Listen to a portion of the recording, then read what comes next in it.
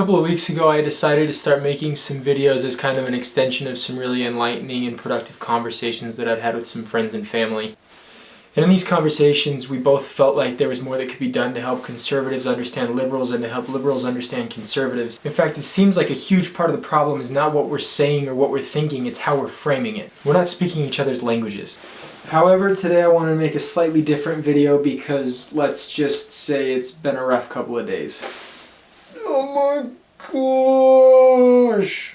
And because I think there's a few things that haven't been made sufficiently clear in the last few weeks.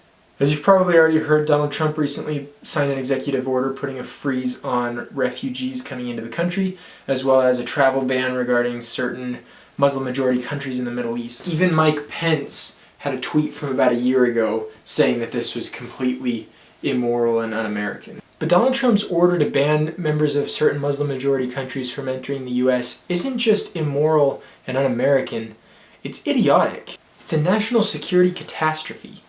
First of all, Donald Trump's worldview is made clear in his rhetoric. It's us against the world. That's not only not good for us, it's not good for the rest either.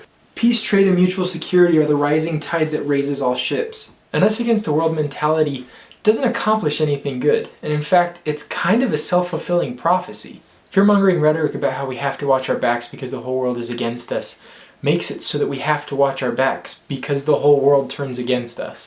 More specifically, and this is the part that really gets me, Donald Trump has ordered a freeze on refugees entering the United States and being resettled. Both this and the anti-Muslim elements of his travel ban marginalize our most valuable allies, Muslims and refugees who oppose terrorism, which, by the way, is a very, very strong majority both in and outside of the United States.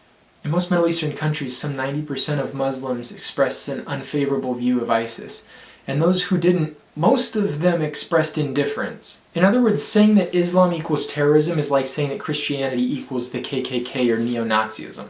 There has not been a single instance of a Muslim refugee performing an act of terrorism on the United States. Nor has an act of terrorism been performed on the United States by someone from one of the countries that are being banned.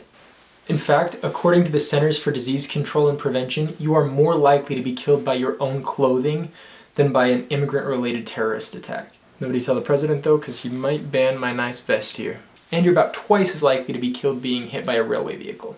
So who do we need to worry about engaging in terrorist activity, if not those fleeing it? From what I can tell, the group most likely to engage in it are people living in the United States already, many of whom have little or nothing to do with Islam, who feel marginalized and disillusioned and use Islamist extremism as an excuse to lash out. In fact, according to leading experts, link in the description for any of these things that I cite, a surprising number of these people probably know less about Islam than Donald Trump does.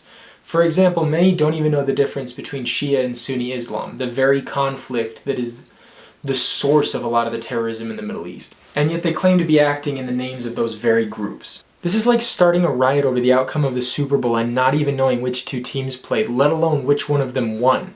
That riot's not about football. It's about rioting. In other words, these are not people you can disarm by locking them out of the country. Our best chance of disarming them is showing them that America still stands for the values upon which it was built, and allowing refugees and other peaceful Muslims to show them that there is another way. Not only are immigrants not terrorists, they're less likely to commit crimes and twice as likely to start businesses. Refugees are the perfect answer to many of our economic concerns. They bring skills, college degrees, and experience to our country, not to mention vast diversity. In fact, there's a strong positive correlation between the size of an immigrant population and the growth rate of that nation's GDP. And that is one statistic that I am actually quite sure about because I ran the tests myself using World Bank data and OECD data, but it's also backed by tons and tons of academic literature.